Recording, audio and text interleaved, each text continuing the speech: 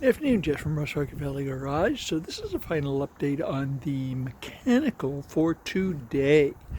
Okay, uh, when we got this vehicle, we knew that the catalytic converter had been stolen out of it, and a just a straight piece of pipe had been put in its place, and that's what they did right here. Okay, so the catalytic converter generally goes in this area right here, and this goes to the exhaust pipe. Okay, and it comes around and then goes to the exhaust manifold. So since this vehicle is a 2002, I don't believe any of the exhaust system has ever been apart. Okay, so that's always a problem.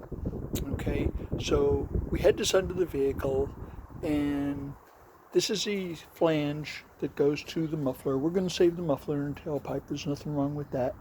There are 3 bolts that they can go into this. It's a triangular pattern. They are 12 millimeter, and first thing we did is we snapped all 3 of them because we heated them up. We put penetrating oil on them. They would not take and come off, so we just snapped them. Which is really no big deal because these are through holes. Okay, this is the flange that goes onto the engine. It goes onto the exhaust manifold, and this is where we started running into some real big problems. We couldn't get these things loose. We heated them up, put penetrating oil on them, and we snapped all 3 of those. Okay, so let me show you what we had to do when that happens. Okay. If you'll notice here, the exhaust manifold has been removed from the vehicle. We found 2 bolts missing out of the back over in this area here. Okay, so that means it was leaking exhaust gases, so it had an exhaust leak. So the air conditioning compressor sits in this area right here. Right here is where the power steering pump is. We don't have to take and pull the fan and the fan shroud and all that other kind of stuff, but we managed to take and get this out of here. So since the upper oxygen sensor is in the exhaust manifold, it is an excellent time to change that, because we really had a good time getting that out of there because that was frozen in there. Okay. This would also be a good opportunity, since the spark plugs are right there, to go ahead and change the spark plugs. So we're going to be doing that. We'll get a set of spark plugs today when we go and pick up the gaskets for the intake manifold. Okay, but let me show you what we had to take and do to the intake manifold, or the exhaust manifold rather. So we brought this back to the workshop, and this is the exhaust manifold. This right here is where the O2 sensor lives on this, and so we went ahead and we pulled that out. That is a 7/8 wrench, and yeah, we had a good time getting that out because that thing was really stuck in there. If it was on the car, we would have had to take and probably pull a fender liner and then go at it that way, because the area underneath the car, we've tried to change one of these from underneath the car, and it's just a very difficult time. Okay, we cleaned the mating surfaces up a little bit. The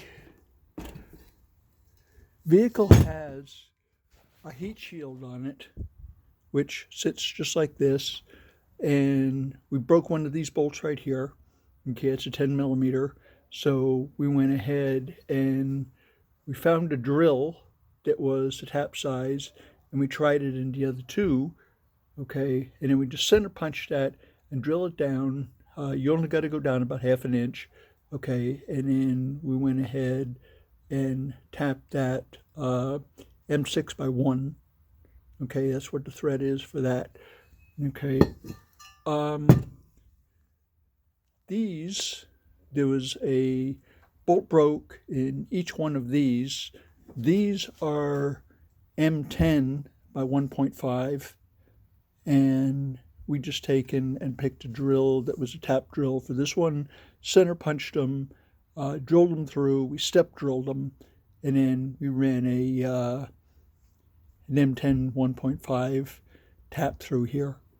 Okay, and it took us probably, I don't know, hour and 15 minutes, I guess, hour and 20 minutes to take and get the 4 broken bolts out. But this is actually ready to take and go back on the vehicle now. So we just need the gaskets and everything. One caution that I would like to take and tell you about is the gasket that goes here from the exhaust manifold into the cylinder head is a metal type gasket. Okay, Felpro does make one that is mineral based. Don't use that one. Okay, use a metal one and you won't have any problems at all. Okay, these 2 ports right here are for the EGR system. Finding these gaskets is a little bit difficult. Probably going to have to go to Napa because I found the GM part number, so they can use Interpart and they can find it. Okay, so that's pretty much the update on the mechanical stuff, what we've been going through here. Every time we turn around, it is something else, but we will not be daunted. We will finish this. Okay, not every restoration is easy, and we live with the challenge. Hope you have a wonderful day, and we'll see you next time. Have a great day.